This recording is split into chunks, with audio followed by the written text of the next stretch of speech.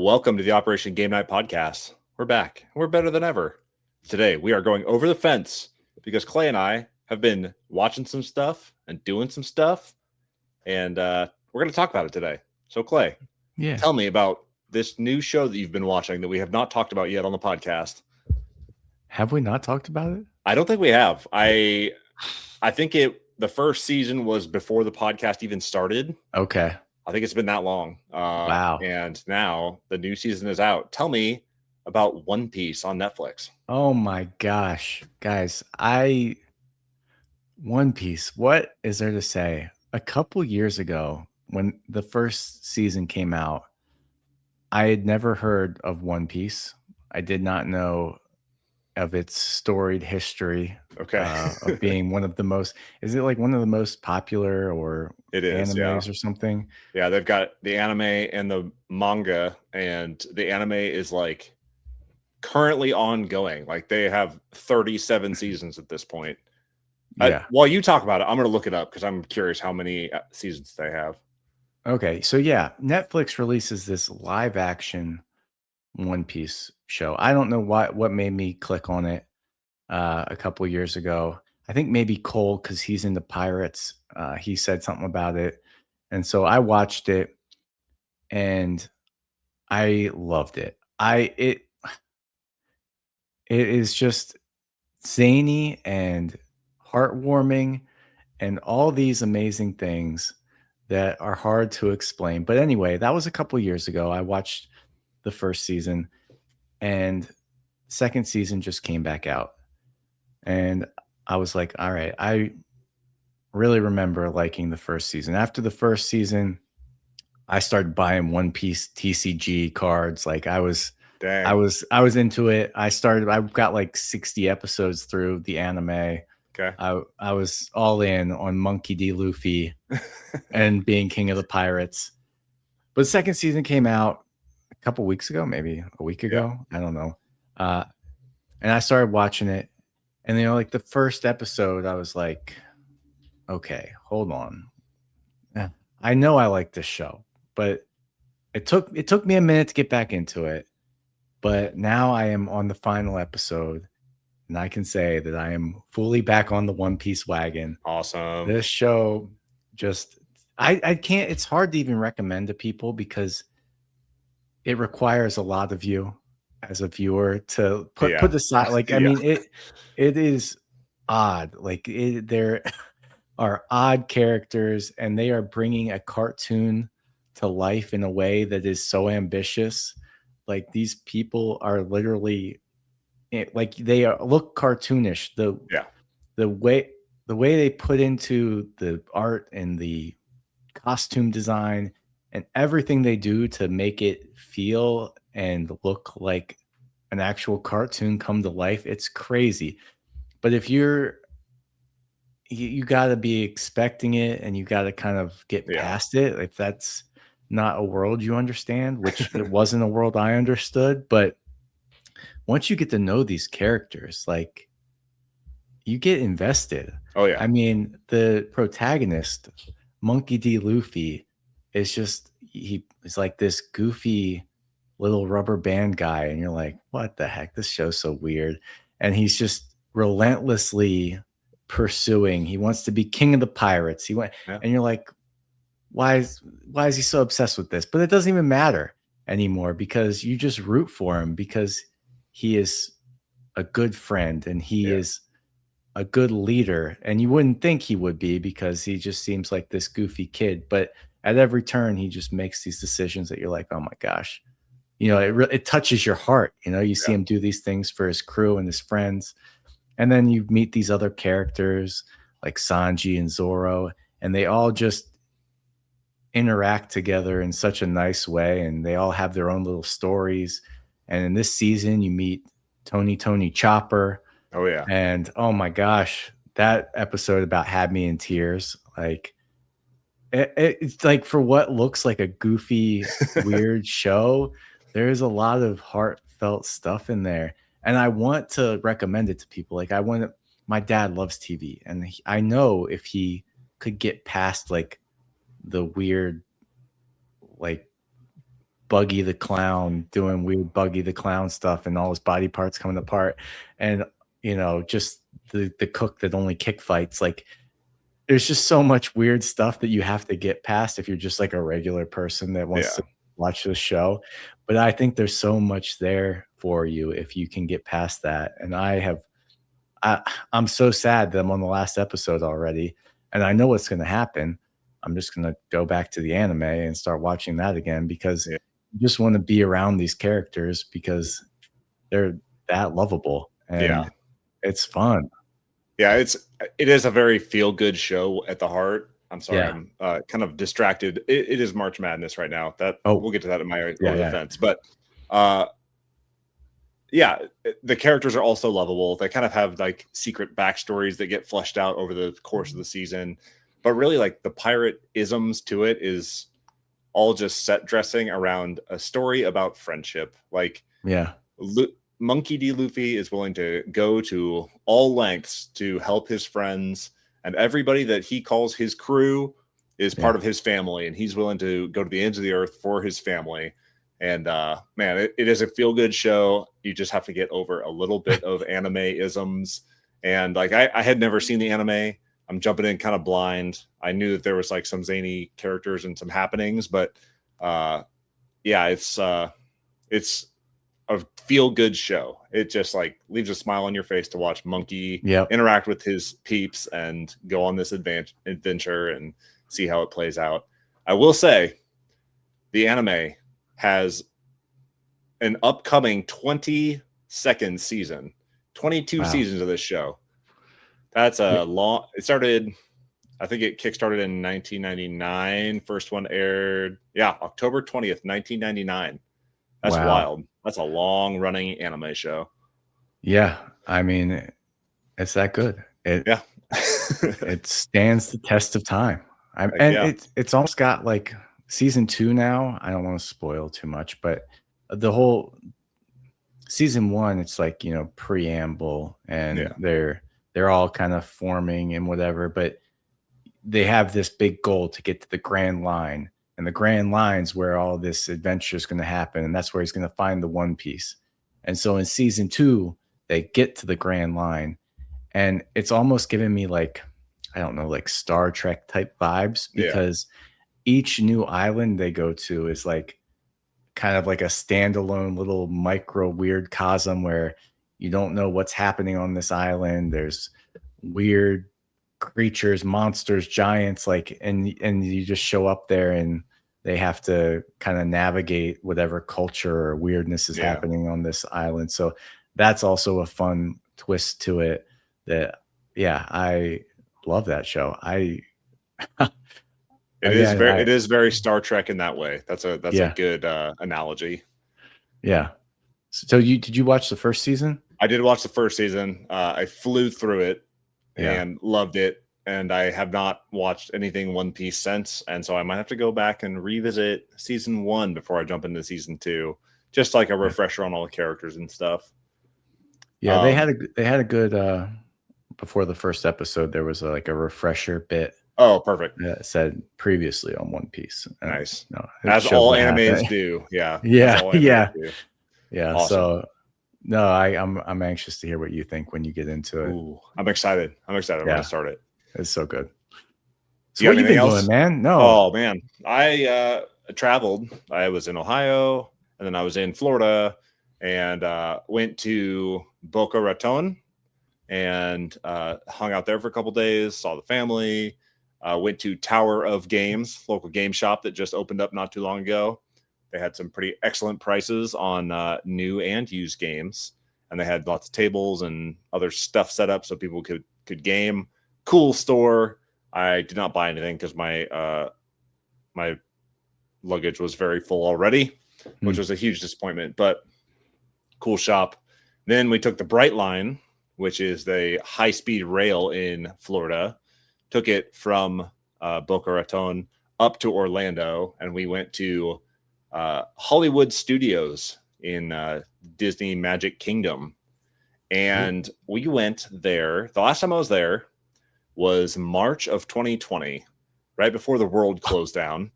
The last time I was there, the first person in the US to die of COVID was there the same day we were. And like had actively had COVID at the park that day and then died like a week later. So yeah, it's been a while. But the Star Wars world is the main attraction there.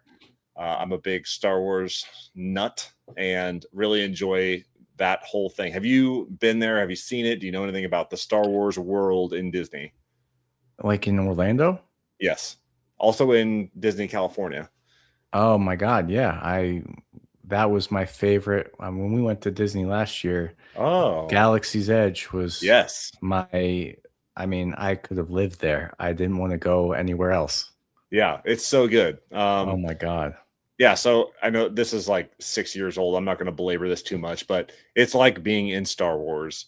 You've got characters like Rey and the Mandalorian and Chewbacca and Kylo Ren and stormtroopers walking around, interacting with fans, interacting with guests.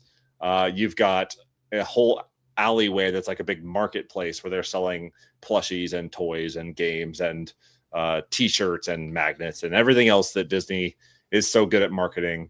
Then you have like themed restaurants. You have a themed cantina that you can reserve spots at. You've got the Millennium Falcon that's parked right there in this big parking spot. That is also a ride. You can go on the Millennium Falcon and fly the Millennium Falcon and go on a smuggling run mission. And then they have the Rise of the Resistance ride, which is by far the best. It's like has the best effects of any ride I've ever been on. It's insane. It was amazing. Like it changed my viewpoint on what Disney rides could be. Because I grew up like the old rickety like Pirates of the Caribbean where they're like so shaky and the animatronics are terrible. This is incredible what they can do. And it's like, interactive. That's the one where you're like, you get kind of shuttled off by the stormtroopers while you're in line. Like oh my God, that was like, it was like a 30-minute experience if you count everything that happened in the line and that, like leading up to the ride. What a freaking production. It's unbelievable. So I don't want to like spoil this for people that are really wanting to go. But yeah, you get on a shuttle, bad things happen, you encounter the Empire, and then you spend the next like 10 minutes in line interacting as if you are taken prisoner by the Empire. The people that work there are kind of being a little rude, like as rude as Disney workers can be. Like, hey, quiet, like move over there. Like not in your face. They're not yelling at you. You're not going through like resistance training or anything, but they throw you in a cell with your different cellmates, I guess, fellow captives, and then you get busted out by the rebellion as new recruits, and then you have to escape this Star Destroyer, and it is incredible. And the ride itself is like a big Roomba that you are on. It has some really cool, like some amazing effects that look so real. I can go on and on about this ride because it is magic how they do this. And I have I was so impressed by it. I like went and did a bunch of research on like how they did certain effects. It's amazing. Like the amount of work that the Imagineers put into this ride is incredible. If you have not ridden Rise of the Resistance, go do it. It's unbelievable. I might go to Disney just to do that ride. Like that's seriously all we did. That's it was like worth the whole price of admission just to ride that one ride. Yeah. So when we went in 2020, that was back when you had to enter a queue system to get on that ride. So ropes drop for the park. You have to scan your ticket and then sign up immediately for a time slot. And of course, like the Disney hotel people staying at the resorts and stuff, they all get first dibs because they get into the park early. Us that stay off campus in these additional hotels, you have to just get in line whenever you can. So our slot was for like 5 p.m. And so we like rode all the other rides. We did everything else. Like we did everything else in this park. And then we're like, shoot, we have to like kill some time before this ride. And I think we sat around for like 2 or 3 hours, just like at the cantinas or the restaurants or walk through shops. Like we were just killing time until this ride. And we're like, oh, is it worth it? Should we leave? and then we stuck it through, and it was so worth it. It was worth killing time for that long. And the reason we went back this time was because Rachel was not there with us last time. She was deployed. And so she had not experienced that. So we wanted to make sure that we got that done. Incredible. It was so good. It's Rachel amazing. Love it. Oh yeah. Oh yeah. We would have waited like 3 hours in line. And then I kind of like peeked around the corner, and they have a dude standing there with like a single riders only sign. And I'm like, maybe it's shorter over there. So we skipped the whole line, went to the single riders line, and we got in half an hour when we would have waited 3+ hours. Wow. Incredible. You do miss out on a little bit of the experience in the single riders line, but you get enough of it. You get the gist. I think the only thing you miss is like loading up into the spaceship that you take off in. So unbelievable. Super fun. But I will say, I bought a board game at Disneyland. A card game. And that card game is Sabacc. Sabacc is like, the Star Wars version of blackjack.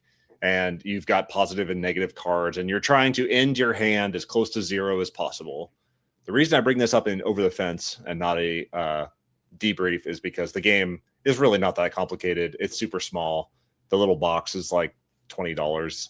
But I had the best time learning this game at Galaxy's Edge in the little market street. They had this guy that had this little table set up with this, creature that was sitting on it. And he's all dressed up in full Star Wars outfit.